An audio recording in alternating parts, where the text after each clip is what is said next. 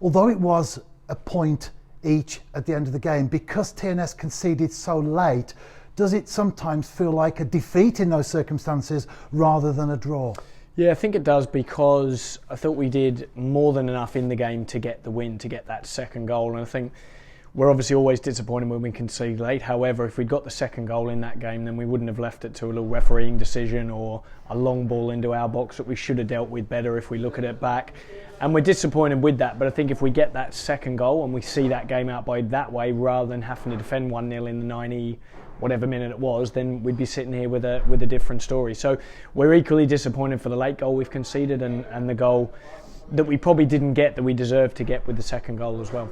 And it was 0-0 at the break. Were you happy with TNS's performance in the first half? In patches, yes, but not everything. I think we probably didn't penetrate well enough. We didn't keep the ball well enough in midfield, and were able to play round their press. They were quite well organised, and we struggled to get out and through that middle third. They had a very high line, so we looked at a few things. We changed the shape at half time. And overall, we felt that we were better in the second half and should have gone on to win that game. Yeah, just thought we created more. We looked more lively when we were playing through. The little change of shape helped us a little bit with that. But I think overall, look, I mean, in terms of us for the season, where that puts us on 57 points leading into the 10-game split, that's the second highest points total that any TNS team's ever got, apart from the 16-17 season where they went on that unbelievable run with the 27-game wins in a row. So that shows how far we've come, how far we've improved, and if you offered that to people at the club or to the players here and everyone, you would definitely take it. And that's a huge credit to the players, huge credit to the work the staff's put on, and how far we've come and moved on over the previous years. So yeah, all in all, we're really disappointed with today, but if we look back over that first stage of the season, we need to be happy of where we're at. And although you won't be happy with today's result, nevertheless, elsewhere, things did go our way, so it's still a healthy lead at the top of the table. Yeah, I mean, I've said many times it's not about that lead at the top. We're concentrating on game, but we're happy with the points target or the points total that we've got at the moment.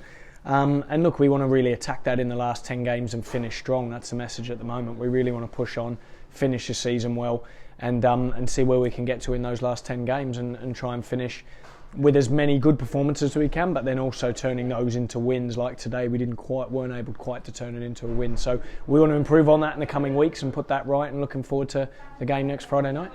And finally, what was your message to the players come the final whistle? Yeah, similar to what we just said there. Look, you've got the second highest points total that any TNS side's ever got.